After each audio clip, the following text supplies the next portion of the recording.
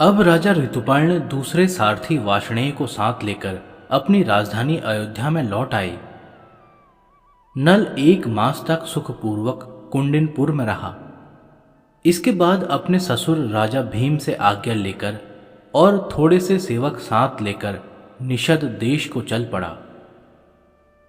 राजा नल का रथ 16 हाथियों द्वारा घिरा हुआ था।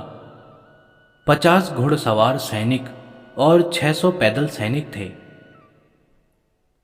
वह बड़े हर्ष और उत्साह के साथ राजधानी में प्रविष्ट हुआ।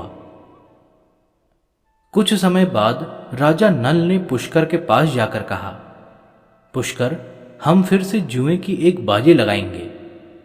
मैं बहुत सा धन लाया हूं। दमयंती तथा और जो कुछ भी मेरे पास है मैं दांव पर लगा दूंगा।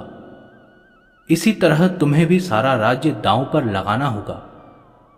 इस दांव के साथ हम खेल शुरू करेंगे।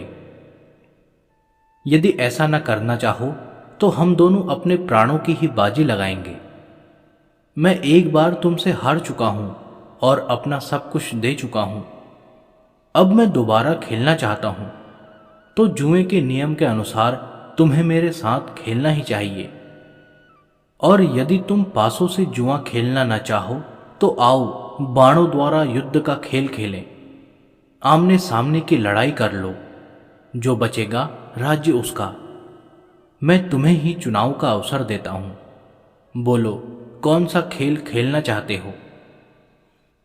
नल की बात सुनकर पुष्कर मुस्कुराते हुए बोला, बड़ी प्रसन्नता की बात है कि तुम दांव पर लगाने के लिए धन कमा लाए हो और दमयंती को भी दांव पर लगाने के लिए तैयार हो। मैं तो प्रतिदिन तुम्हारी राह देखता था। आज मेरा मनोरथ अवश्य पूरा होगा। मैंने उस समय भी तुम्हें दमयंती को दांव पर लगाने के लिए कहा था, पर तुम टाल गए थे। आज मैं दमयंती को जीतकर कृतार्थ हो जाऊंगा। उसकी बातें सुनकर नल को क्रोध तो बहुत आया। सोचा कि अभी तलवार से इस दुष्ट का सिर काट दे, परंतु अपने क्रोध को रोककर वे हंसते हुए बोले, पुष्कर, तुम व्यर्थ ही गाल बजा रहे हो। खेल प्रारंभ करो। पहली ही बाजी में नल ने पुष्कर को हरा दिया। पुष्कर ने अपने प्राणों तक की बाजी लगा दी थी।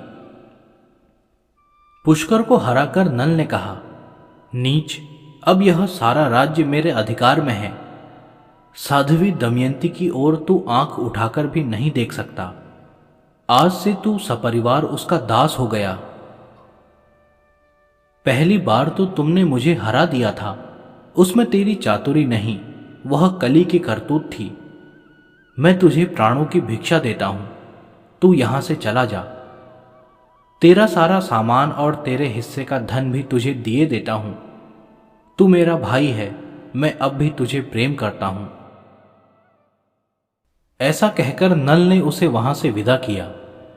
नल की उदारता से पुष्कर बहुत प्रभावित हुआ। वह अपने परिवार, सेवकों और सेना सहित अपनी राजधानी को चला गया।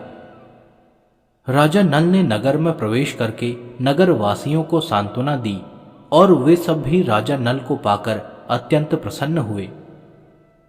राज्य के मंत्री और राज्य कर्मचारी भी धर्मात्मा नल के पुनः राज्य संभाल लेने से बड़े प्रसन्न हुए। नगर में शांति छा गई।